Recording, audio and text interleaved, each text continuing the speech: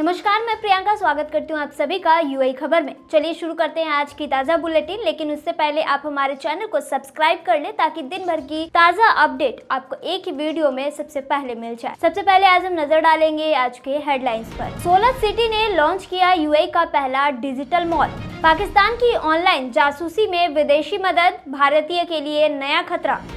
सोना लाने के पुराने नियमों से भारतीय प्रवासी परेशान, संगठन ने वित्त मंत्री को सौंपा ज्ञापन। सऊदी अरब हज यात्रियों की सुविधा के लिए मेकात में बड़े सुधार। क्या है आज के रियल रेट, क्या है आज के गोल्ड रेट्स और जानेंगे क्या है आज के एईडी रेट। चलिए खबरों को विस्तार से समझते हैं। सोलत सिटी ने लॉन्च किया यूएई का पहला डिजिटल मॉल। आपको बता दें कि सोलत सिटी ने आधिकारिक तौर पर यूएई का पहला डिजिटल मॉल और ऑनलाइन प्लेटफॉर्म लॉन्च कर दिया है।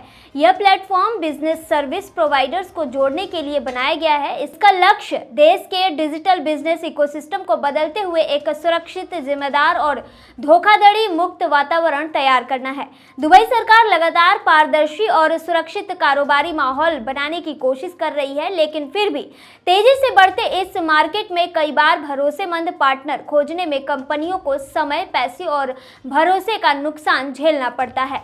लंबे समय से यूएई के बिजनेस सेक्टर में अपार संभावनाएं हैं, लेकिन पारदर्शिता की कमी एक चुनौती रही है।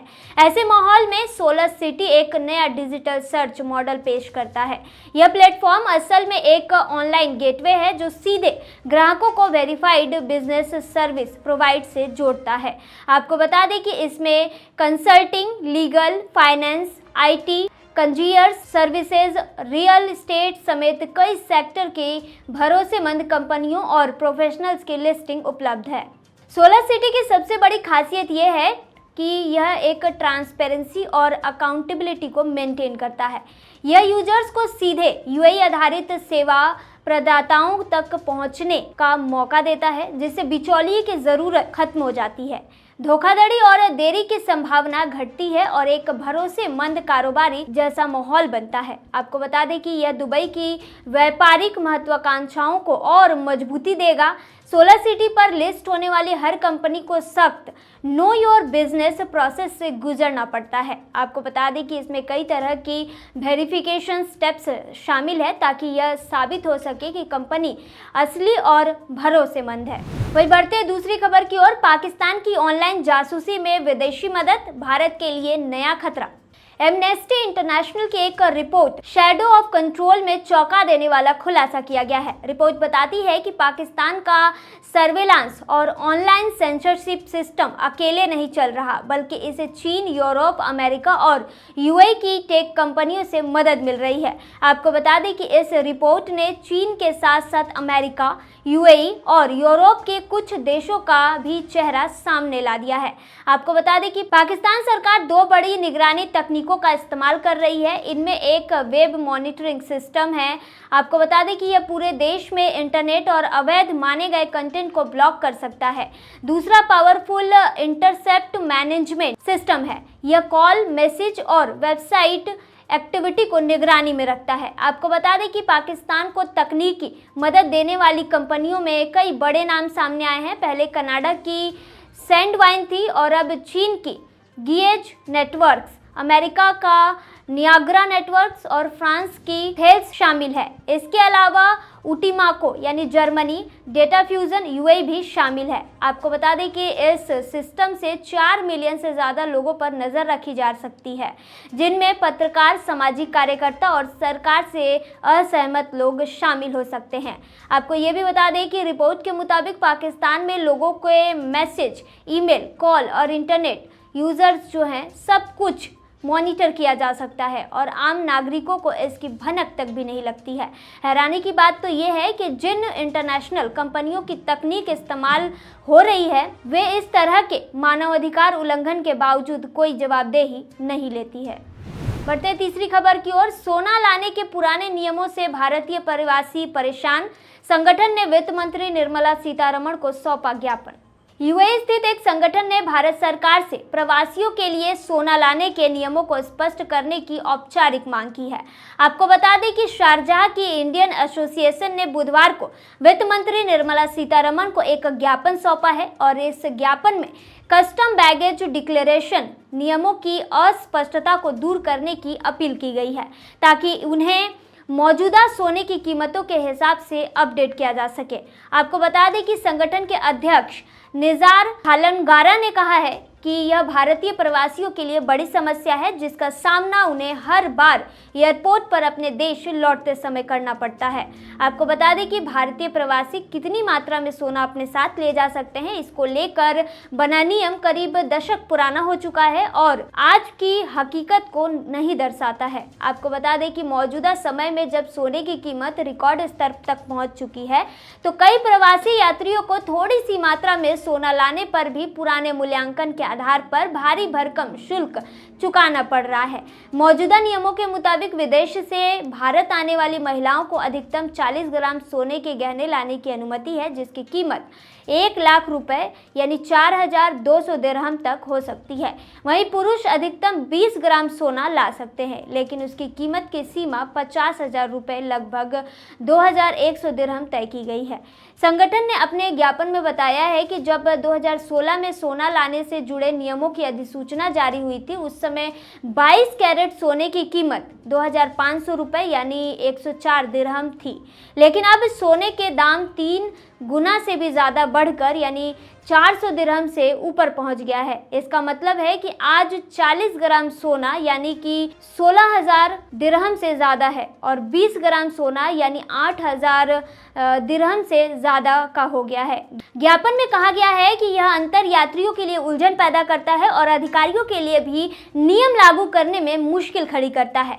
संगठन के अध्यक्ष निज़ार ने कहा है कि ऐसी स्थिति न सिर्फ प्रवासी भारतीयों के लिए परेशानी खड़ी करती है, बल्कि कस्टम अधिकारियों पर भी अनावश्यक बोझ डालती है। इसी वजह से ज्ञापन में मांग की गई है कि नोटिफिकेशन में तय की गई मूल्य सीमा को हटाया जाए और यात्रियों को एक निश्चित वजन तक सोने के गहने लाने की अनुमति दी जाए। वहीं बढ़ते चौथी खबर की ओर, सऊदी अरब में हज यात्रियों की सुविधा के लिए मिकात में बड़े सुधार। सऊदी अरब हज और उम्रा यात्रियों के लिए मिकात को बेहतर बना रहा है। इसका मकसद है ऑपरेशन को और आसान बनाना, मिकात की क्षमता बढ़ाना और यात्रियों को आरामदायक व सहज आध्यात्मिक अनुभव देना है। मक्का सिटी और पवित्र स्थलों के लिए रॉयल कमीशन इन सुधारों की अगुवाई कर रहा है। आपको बता दें कि हज 1446 हिजरी के दौरान इन अपग्रेड्स की वजह से इंतजार का समय 80 मिनट से घटकर सिर्फ 39 मिनट रह गया है। यात्रियों की हर प्रतिक्रिया का 100% जवाब दिया गया और सेवाओं की क्वालिटी व संतुष्टि दर 99% दर्ज की गई है। आपको बता दें कि सऊदी प्रेस एजेंसी के मुताबिक मुख्य परियोजना में मिकात करन अल मनाजिल का पुनर्निर्माण शामिल है, जहां ट्रैफिक व्यवस्था को बेहतर बनाने, नमाज के लिए जगह बढ़ाने और सेवा सुविधाओं को आधुनिक बनाने पर काम किया जा रहा है। वहीं मिकात वादी मुहर्रम में संचालन क्षमता बढ़ाने, आसपास के माहौल को और आकर्षक बनाने और इन स्थान को प्रमुख सड़कों से जोड़ने की भी योजना बनाई गई है। आपको बता दें कि आरसीएमसी के सीईओ इंजीनियर सालेह अल रशीद ने बताया है कि ये सुधार एक रणनीतिक योजना का हिस्सा है, जिसका मकसद संचालन को आधुनिक बनाना, स्थायित्व सुनिश्चित करना और क्षमता बढ़ाना है। साथ ही इन पवित्र स्थलों की इस्लामी वास्तुकला की पहचान को सुरक्षित रखना भी जरूरी है। उन्होंने कहा कि हमारा लक्ष्य हज और उम्रा यात्रियों को एक आसान और आध्यात्मिक रूप से संतोषजनक अनुभव देना है।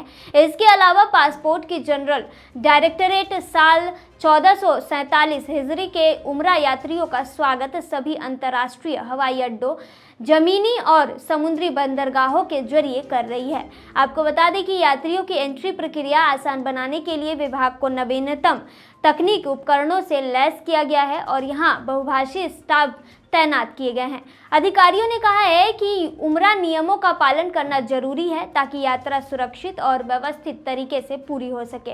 अगस्त में सऊदी अरब ने नुसुक उम्रा सेवा शुरू की, जिसके जरिए विदेशी यात्री सीधे ऑनलाइन उम्रा वीजा के लिए आवेदन कर सकते हैं और सेवाएं बुक कर सकते हैं। अब उन्हें किसी बिचौलिए की जरूरत नहीं होगी। वही जानेंगे आज के क्या है रियाल रेट। आज एक सऊदी रियाल में 23.57 रुपया है, जो पिछले दिन 23.49 था। वहीं एक सऊदी रियाल में 37.61 नेपाली रुपये है, जो पिछले दिन 37.41 नेपाली रुपये था। वहीं एक सऊदी रियाल में 32.47 बांग्लादेशी टका है, जो पिछले दिन 32.43 बांग्लादेशी टका था। वहीं एक सऊदी रियाल में 75.06 पाकिस्तानी करेंसी है, जो पिछले दिन 75.04 पाकिस्तानी करेंसी था। वहीं एक सऊदी रियाल में 23.50 भूटानी करेंसी है, जो पिछले दिन 23.38 भूटानी करेंसी थी। वही जानेंगे क्या है आज के गोल्ड रेट्स। दुबई में आज 18 कैरेट सोने का दाम 334.75 दिरहम है, जो पिछले दिन 331.60 दिरहम था। यानी कि आज की गोल्ड रेट 18 कैरेट की भारतीय मुद्रा में 8,050 है। वहीं 22 कैरेट गोल्ड का दाम 407.25 दिरहम प्रति ग्राम है, जो भारतीय मुद्रा में 9,793 के होते हैं, जो कि पिछले दिन 405.25 दिरहम प्रति ग्राम था। वहीं दुबई में 24 कैरेट सोने का दाम 440 दिरहम है, जो कि पिछले दिन 437.50 दिरहम थी। वहीं आज के 24 कैरेट सोने के दाम के भारतीय मुद्रा की बात करें तो आज 10,581 रुपए हैं। वहीं जानेंगे क्या है आज के AED रेट्स। यानी एक UAE दिरहम में 23.98 रुपया है, जो पिछले दिन 23.96 रुपये था। आपको बता दें कि वहीं एक UAE दिरहम में 38.42 नेपाली रुपये है, जो कि पिछले दिन 38.21 था। वहीं एक UAE दिरहम में 33.16 बांग्लादेशी टका है, जो कि पिछले दिन 33.13 है। वहीं एक UAE दिरहम में 76.67 पाकिस्तानी करेंसी है, जो कि पिछले दिन 76.65 था। वहीं एक UAE दिरहम में 24.01 भूटानी करेंसी है, जो कि पिछले दिन 23.88 था। तो ये थी आज की ताज़ा बुलेटिन। ऐसे ही ताज़ा अपडेट के लिए बने रहिए हमारे साथ UAE खबर पर। धन्यवाद।